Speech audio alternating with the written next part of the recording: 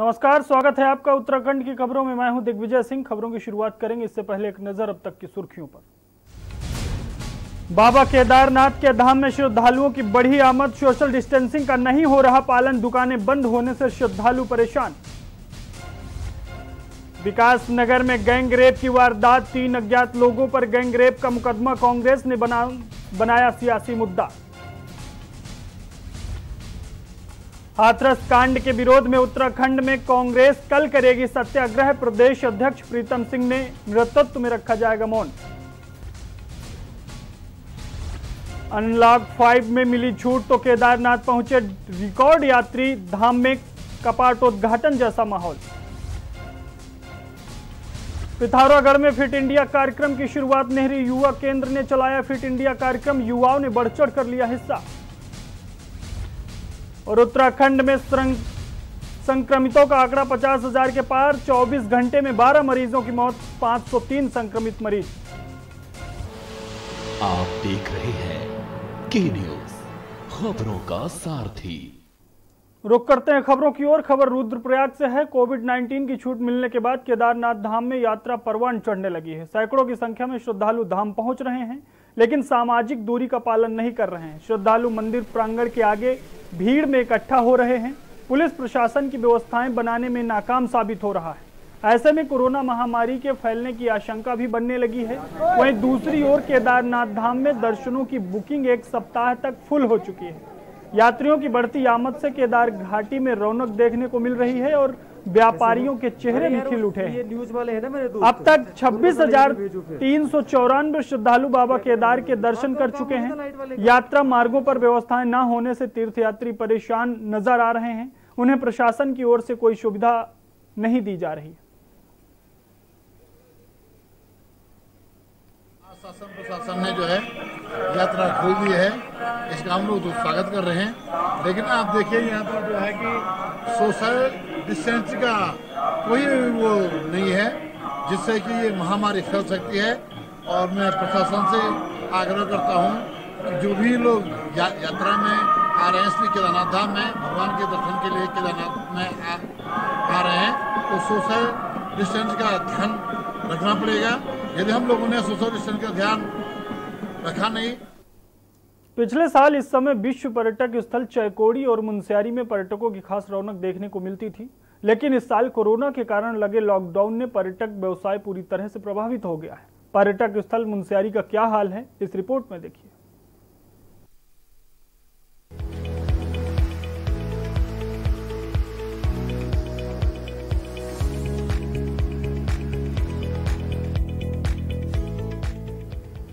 पर्यटक स्थल मुनस्यारी समुद्र तल से 2298 मीटर की ऊंचाई पर स्थित है।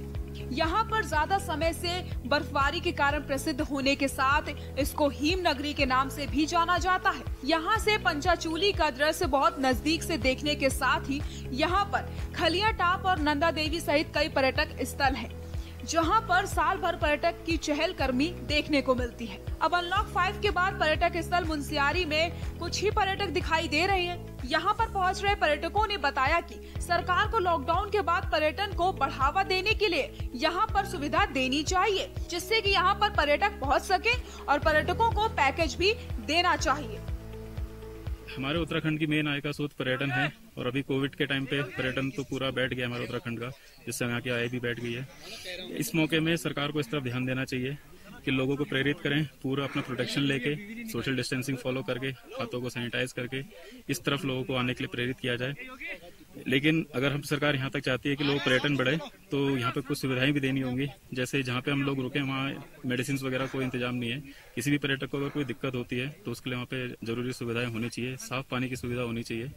और ऐसे मूवमेंट बार बार लोगों को, ऐसे यंग लोगों के लिए बार बार करने चाहिए ताकि लोग प्रेरित हों इस जगह पे आने के लिए। बहुत ही अच्छा लग रहा है। उत्तराखंड यूजुअली भी हमारा बहुत ही प्रेफर्ड रूट है। इनफैक्ट कोरोना से पहले भी हम यहाँ पर काफी आए हैं। रोड ट्रिप यूजुअली यही करते हैं क्योंकि काफी सीनिक व्यू है, बहुत पीसफुल है। ऑफिस का काम करके जब थक जाते हैं तो यहाँ आते हैं, बहुत पीस फील होता है। एंड अभी after lockdown, after 9 months we have come here, तो मैं तो बहुत खुश हूँ यहाँ आकर।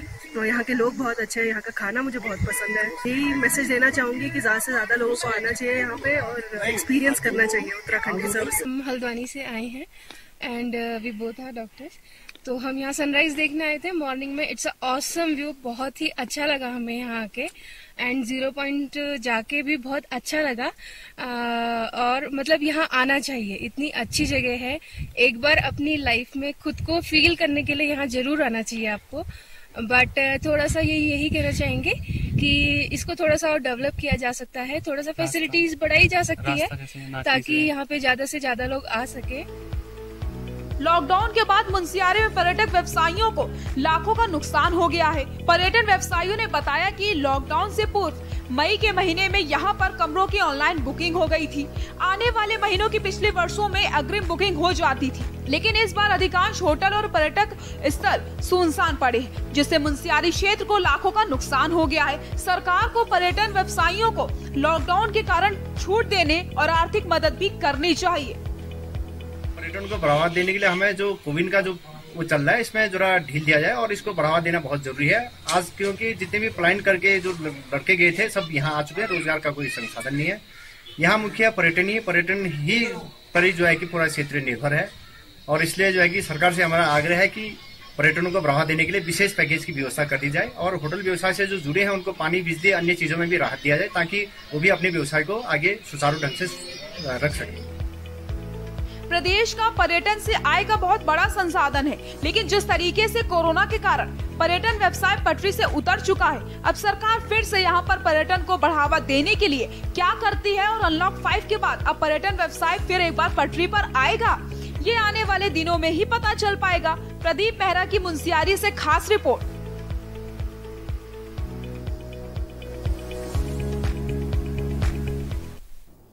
खबर विकास नगर से है, जहां सहसपुर थाना क्षेत्र में एक बार फिर एक महिला से गैंगरेप का सनसनीखेज मामला सामने आया है, जिसमें पीड़ित महिला की तहरीर के आधार पर 3 अज्ञात युवकों के खिलाफ संबंधित धाराओं में मुकदमा दर्ज कर स्थानीय पुलिस मामले की जांच में जुट गई है। सहसपुर थाना क्षेत्र में महिला के साथ हुई दुष्कर्म की घटना से जहां पुलिस महकमे में हड़कंप मचा हुआ है, वहीं क्षेत्र में सनसनी का माहौल है। बताया जा रहा है कि यह घटना उस वक्त हुई जब पीड़ित महिला किसी काम से सहसपुर थाना क्षेत्र में बने एक पुल के नीचे से गुजर रही थी। आरोप है कि तभी एक युवक ने उसके साथ छेड़छाड़ की और 2 अन्य युवक भी वहां आ गए, जिन्होंने उसके साथ बारी बारी बलात्कार किया, जिसके बाद पीड़ित महिला किसी तरह बचते हुए सहसपुर थाना पहुंची और थाना पुलिस को अपने साथ घटित घटना आप बीती सुनाई। मामले में कांग्रेस प्रदेश अध्यक्ष प्रीतम सिंह भी सहसपुर थाना पहुंचे और पीड़ित और उसके परिजनों से मुलाकात।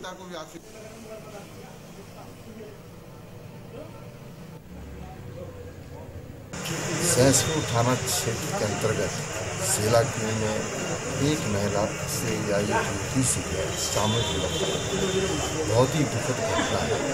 हम कड़े शब्दों में इसकी निंदा भी करते हैं, भ्रष्टा करते हैं। आज प्रदेश की स्थिति बहुत ही भयावह है।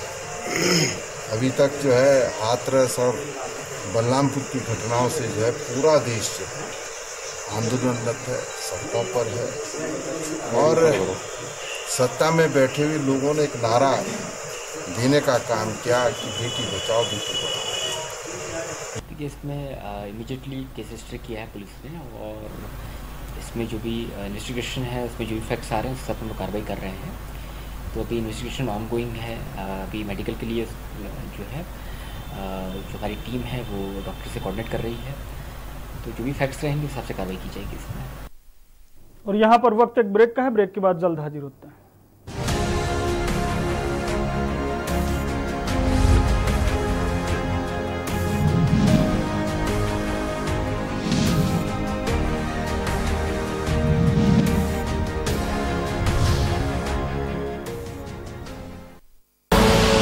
आप देख रहे हैं के न्यूज, खबरों का सारथी।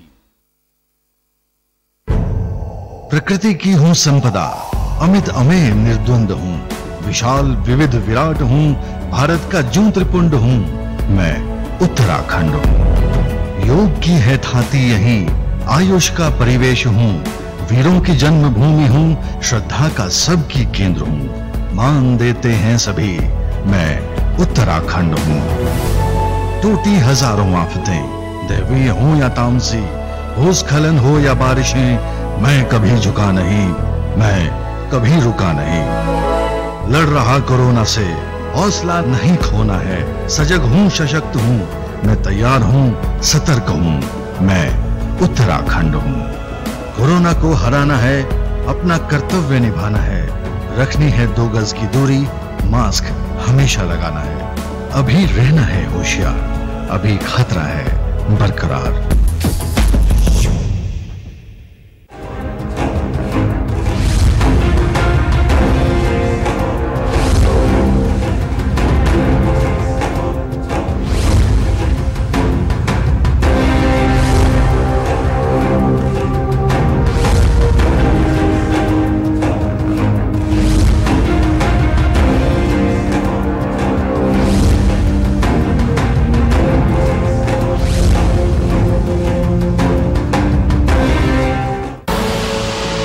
देख रहे हैं के न्यूज, खबरों का सारथी।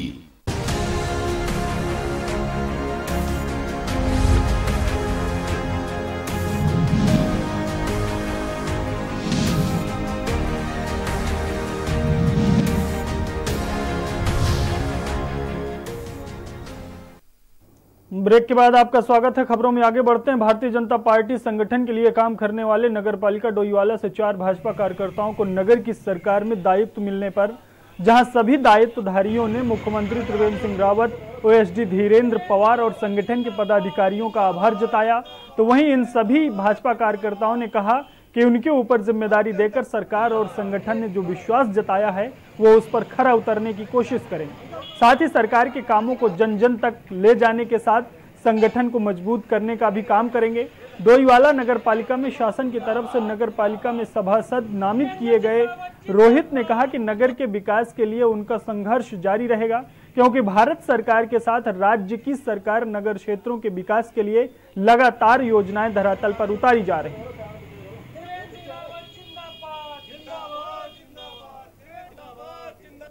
मैं माननीय मुख्यमंत्री जी का पहले तो बहुत बहुत धन्यवाद और आभार व्यक्त करता हूं कि उन्होंने मेरे पे जो जिम्मेदारी दी है इसका मैं पूरी जिम्मेदारी के साथ निर्वहन करूंगा। और इसके साथ साथ मैं संगठन को भी धन्यवाद देना चाहूँगा जिन्होंने मेरे को जिम्मेदारी दी। और आने वाले समय में नगर पालिका में जो विकास कार्य सरकार के द्वारा किए जा रहे हैं उसमें भी लोगों के जन जन तक पहुँच के विकास कार्य कराए जाएंगे। मैं फिर से एक बार मुख्यमंत्री त्रिवेंद्र सिंह रावत जी का धन्यवाद देता हूँ, मंडल अध्यक्ष विनय भाई का धन्यवाद देता हूँ, धीरेन्द्र पवार जी का धन्यवाद देता हूँ। सितारगंज में वरिष्ठ पुलिस अधीक्षक दलीप सिंह कुंवर के आदेशानुसार सितारगंज कोतवाली निरीक्षक सलाउद्दीन खान के निर्देशन में 3 टीम गठित कर फरार चल रहे 3 अभियुक्तों को पुलिस द्वारा गिरफ्तार कर दिया गया है, जिनमें अयूब जिसके ऊपर कई संगीन धाराओं में मुकदमा दर्ज है, दूसरा दलजीत सिंह जिसके ऊपर आबकारी अधिनियम के तहत मुकदमा दर्ज है, और तीसरा अकरम कुरैशी जो गोवंश संरक्षण अधिनियम में वांछित चल रहा था। इन तीनों अभियुक्तों की गिरफ्तारी कर जेल भेजा गया। वहीं तीनों अभियुक्तों को गिरफ्तार करने वाली पुलिस टीमों में वरिष्ठ उप निरीक्षक हरविंदर कुमार, उप निरीक्षक निर्मला पटवाल समेत कई अधिकारी शामिल रहे। पंजीकृत हैं और कप्तान साहब के निर्देशन में वांछित अभियुक्तों की गिरफ्तारी के लिए अभियान चला था, जिसमें अयूब जो था 307 में वांछित चल रहा था सिसिया कांड में, और एक दलजीत जो था दफ़ा 60 में पहले मुकदमा कायम था वो वांछित चल रहा था, और एक गौकशी में जो अकरम चल रहा था। कल अभियान के तहत सबको तीनों गिरफ्तार करके जेल भेजा जा रहा है। खबर सितारगंज से है, जहां पूर्व विधायक ने एसएमओ एसएमएस पर भ्रष्टाचार के आरोप लगाए हैं। आपको बता दें कि सितारगंज के पूर्व विधायक वरिष्ठ कांग्रेसी नेता नारायण पाल ने किसानों के साथ एसडीएम कार्यालय पहुंचकर एसडीएम मुक्ता मिश्रा से मुलाकात कर किसानों की समस्याएं उन्हें बताकर उनका जल्द समाधान कराने की मांग की। वहीं पाल ने एसएमओ एसएमएस पर राइस मिलरों के साथ साठगांठ कर मोटा मुनाफा कमाने और राशन किसानों की फसल तौल में हो रही देरी में भ्रष्टाचार करने के आरोप लगाए हैं, जिसके बाद एसडीएम ने उन्हें इसकी लिखित शिकायत देने की बात कही और पाल से लिखित शिकायत पर जांच कर कार्रवाई करने का भरोसा दिया, जिस पर पाल ने लिखित शिकायत करने की बात कही। वहीं पूर्व विधायक नारायण पाल का कहना है कि एसएमएस एसएमओ द्वारा मोटा मुनाफा कमाने के चलते राशन की कालाबाजारी की जाती है। एसडीएम मुक्ता मिश्र ने लिखित आदेश पर जांच का भरोसा दिया। मैं पहले आपसे एक बात ये कहना चाहता हूं, जो संबंधित डिपार्टमेंट है वो की जो भारत सरकार ने जो उन्हें चोट दी है आर्थिक, वो तो विषय है ही है, लेकिन जिस तरीके से स्थानीय स्तर पर अधिकारी किसानों को चोट दे रहे हैं निरंतर हर साल और कालाबाजारी कर रहे हैं, भ्रष्टाचार कर रहे हैं, एक एक सीजन में 1-2 करोड़ रुपया कमा रहे हैं, तो मैंने एसडीएम से शिकायत किया भी एसएमओ की और एमआई की, तो मैं इन्हें लिख के भी दे रहा हूँ, आजकल मैं इन्हें लिख के दे रहा हूँ। एसडीएम विनोद कुमार ने होटल व्यवसायियों के साथ बैठक कर सरकार द्वारा जारी अनलॉक 5 की गाइडलाइन जारी किए गए दिशा निर्देशों से अवगत कराते हुए सभी होटल व्यवसायियों को होटलों में आने वाले पर्यटकों से जरूरी दिशा निर्देश का पालन कराने के आदेश दिए। एसडीएम विनोद कुमार ने बताया कि जिला प्रशासन द्वारा होटल एक कोऑर्डिनेशन कमेटी का भी गठन किया गया है, जिसमें पुलिस प्रशासन, जिला प्रशासन और होटल व्यवसाय से जुड़े लोगों को सम्मानित किया गया है, जिससे समस्याओं का समाधान किया जा सके। वहीं होटल एसोसिएशन के अध्यक्ष दिनेश शाह ने सरकार द्वारा जारी गाइडलाइन का सराहनीय बताते हुए होटलों में आने वाले पर्यटकों से सरकार द्वारा जारी गाइडलाइन का पालन कराने के निर्देश दिए।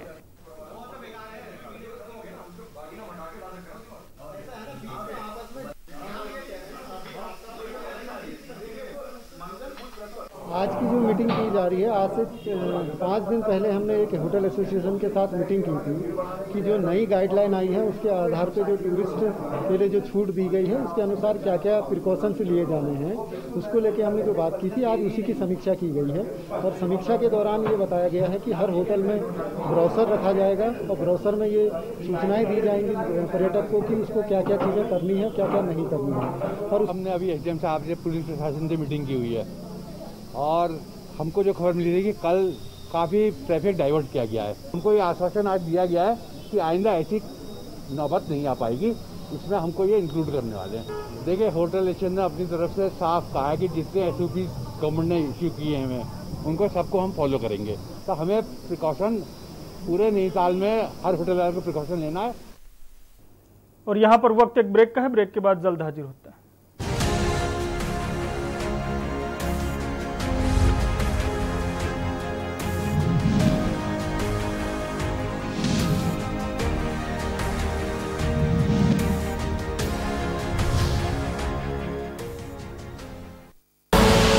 आप देख रहे हैं के न्यूज, खबरों का सारथी। आत्मनिर्भर होते भारत के विकास की धुरी बन चुके हैं। उत्तर प्रदेश में अब देश का सबसे बड़ा फिल्म सिटी भी होगा। केंद्र सरकार की योजना को योगी जी की सरकार ने क्वालिटेटिव, गुणात्मक और संख्यात्मक दोनों ही तरीके से विस्तार दे। नोएडा में एक अत्याधुनिक फिल्म सिटी का ऐलान कर मुख्यमंत्री योगी आदित्यनाथ ने हिंदी फिल्म जगत के विकेंद्रीकरण का संकल्प ले लिया है। भारतीय सिनेमा को एक नया मंच मिलना चाहिए, इस समय की आवश्यकता है। Ease of doing business ranking में नंबर 12 से 2 पर जा चुके उत्तर प्रदेश में निवेशकों के लिए आज कई सुनहरे अवसर हैं। प्रदेश में हुए इन्वेस्टर समिट ने विश्व भर के निवेशकों का रुख उत्तर प्रदेश की तरफ कर दिया है। लोगों के लिए रोजगार बढ़ाने के लिए संकल्पबद्ध मुख्यमंत्री ने 3 लाख रिक्त सरकारी पदों पर तत्काल नियुक्ति के निर्देश दे दिए हैं। उत्तर प्रदेश की 8 लाख से अधिक एमएसएमई इकाइयां आज 50 लाख से अधिक कारीगरों को नौकरियां और जीने की नई दिशा दे रही है। देश में चीनी खिलौनों को टक्कर देने ग्रेटर नोएडा में देश का सबसे बड़ा टॉय सिटी खड़ा हो चुका है और आज विश्व भर में यहीं से खिलौने का निर्यात किया जा रहा है। तकरीबन 1000 करोड़ रुपए का प्लांट एंड मशीनरी में इन्वेस्टमेंट होगी और करीब 1,50,000 लोगों को सीधे और प्रत्यक्ष और अप्रत्यक्ष रूप से रोजगार मिलेगा। देश की बड़ी औद्योगिक शक्ति बनने के साथ साथ उत्तर प्रदेश पारंपरिक कला और लघु उद्योगों का मुख्य केंद्र बन चुका है। आप देख रहे हैं के न्यूज, खबरों का सारथी।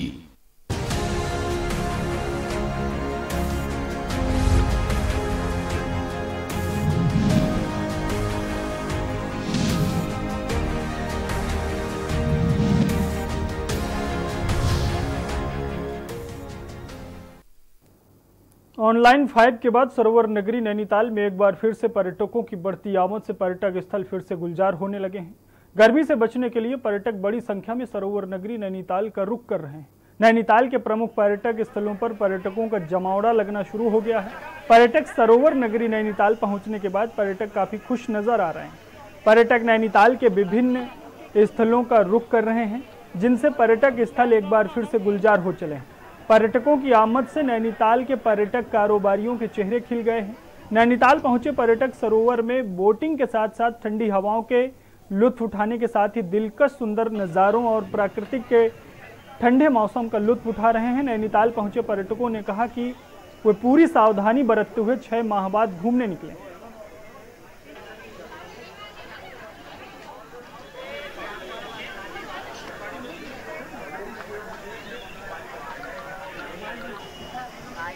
पापड़ मसाले वाले आओ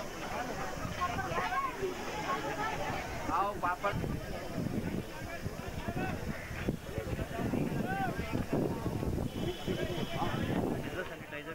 हम पिछले 6-7 महीनों से घर में काफ़ी बोर हो रहे थे और इतने टाइम बाद निकले तो बहुत अच्छा लग रहा है। काफ़ी टाइम बाद लग रहा है कि हम एंजॉय कर रहे हैं और सारी प्रिकॉशंस के साथ सैनिटाइजर मास्क यहाँ पे सभी लोग ये सब यूज़ कर रहे हैं, तो काफ़ी अच्छा है। बहुत अच्छा लग रहा है। हम लोग काफ़ी टाइम बाद आए हैं लॉकडाउन के बाद, तो बहुत मज़ा आ रहा है। काफ़ी अच्छा मौसम है। हम लोग गुड़गांव से आए हैं, तो it's really very beautiful view here. We are enjoying. 6 महीने के बाद सरोवर नगरी नैनीताल में फिर से रौनक लौटने लगी है। सुनसान पड़ी सड़कों में वाहनों की बढ़ती आवाजाही से नैनीताल ठंडे मौसम का लुत्फ उठाने पहुंच रहे पर्यटकों की मुसीबतें यहां भी कम होने का नाम नहीं ले रही हैं। नैनीताल पहुंचने वाले पर्यटकों को घंटों अपनी गाड़ियों में पसीना बहाना पड़ रहा है, क्योंकि नगर की पार्किंग वाहनें पूरी तरह से पैक हो गई हैं। वाहनों के दबाव को कम करने के लिए ट्रैफिक पुलिस द्वारा नैनीताल से बाहर ही नैनीताल आने वाले वाहनों को कुछ समय के अंतराल के बाद रोक दिया जाता है, जिससे चलते सड़कों पर वाहनों की कतारें ना लगें। हल्द्वानी से नैनीताल और काला ढूंगी से नैनीताल तक सड़कों पर जगह जगह जाम लगने लगा है। जाम लगने से नैनीताल आने वाले पर्यटकों को दिक्कतों का सामना करना पड़ रहा है। तो वहीं सीओ सिटी विजय धापा का कहना है कि वाहनों के बढ़ते दबाव को देखते हुए नगर में अतिरिक्त पुलिस बल तैनात किया गया है, जिससे पर्यटकों को मुसीबतों का सामना न करना पड़े। देखिए, यातायात तो ऐसा है कि सीजन को कि 7 महीने के बाद अनलॉक 5 जब आया है तो उसमें गवर्नमेंट ने काफ़ी स्तर पर छूट दे दी गई है, तो लोग घूमने के लिए आ ही रहे नैनीताल के अंदर। तो पुलिस जो है इसके लिए तैयार है और हमारे द्वारा जो है मेट्रोपोल पार्किंग को भी जिलाधिकारी महोदय से वार्ता करके उसको भी खुलवा दिया गया है। और सिटी के बाहर रोडों के किनारे जहाँ जहाँ स्पेस है वहाँ पर भी हमारे द्वारा पार्किंग व्यवस्था की जा रही है, ताकि आने वाले पर्यटकों को और सारी जनता को किसी प्रकार की असुविधा का सामना न करना पड़े। सुरक्षा के मद्देनज़र वरिष्ठ पुलिस अधीक्षक महोदय द्वारा अतिरिक्त फोर्स उपलब्ध करा दिया गया है। डॉक्टर रमेश पोखरियाल निशंक की प्रेस वार्ता देहरादून सचिवालय स्थित मीडिया सेंटर में की गई। कृषि सुधार विधेयक को लेकर जानकारी दी गई। कृषि सुधार विधेयक मोदी सरकार का ऐतिहासिक कदम है बताते हुए विपक्ष पर भी हमला बोला। डॉक्टर निशंक ने कहा कि कांग्रेस ने अब तक कृषि सुधार विधेयक पर किसानों को बहकाने का काम किया है। कांग्रेस ने किसानों को कानूनों के नाम पर किसानों को जकड़ कर रखा है। आज तक तो कांग्रेस ने किसान हित में कुछ नहीं किया है। कृषि सुधार किसानों की सुधार को लेकर कांग्रेस के पास एक भी उदाहरण नहीं है, ऐसा कहना है केंद्रीय मंत्री रमेश पोखरियाल निशंक का।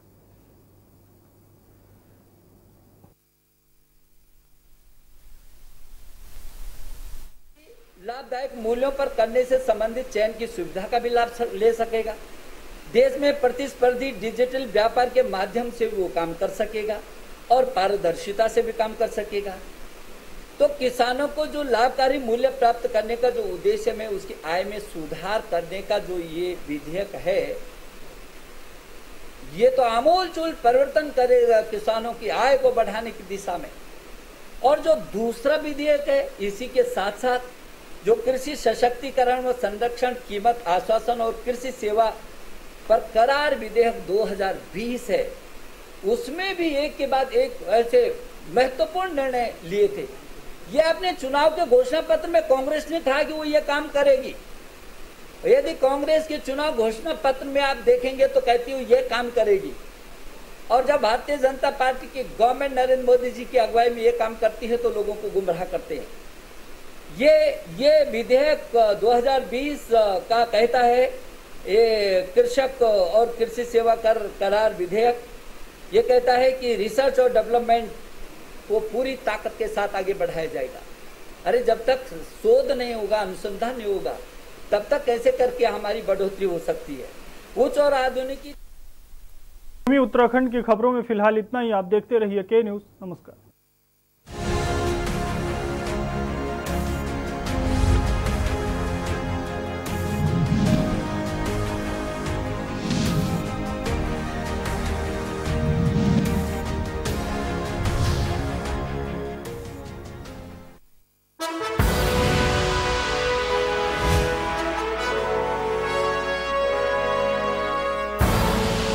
आप देख रहे हैं के न्यूज़, खबरों का सारथी।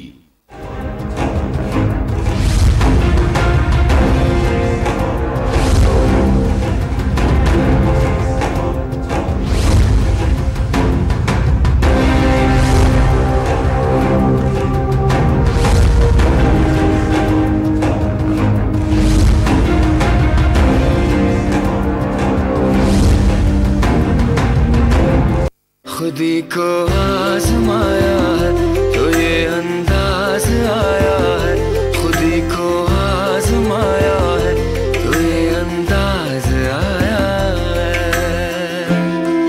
तुम में भी मैं हूं, शुद्ध प्लस पान मसाला। GGS Education Group launches 20% discount on academic fee of courses MBA, BBA, BCA, BFSI and GM, D Pharma, B Pharma. Offers best infrastructure, best transport facility, best academic service and best placement service. Register today to avail 20% discount.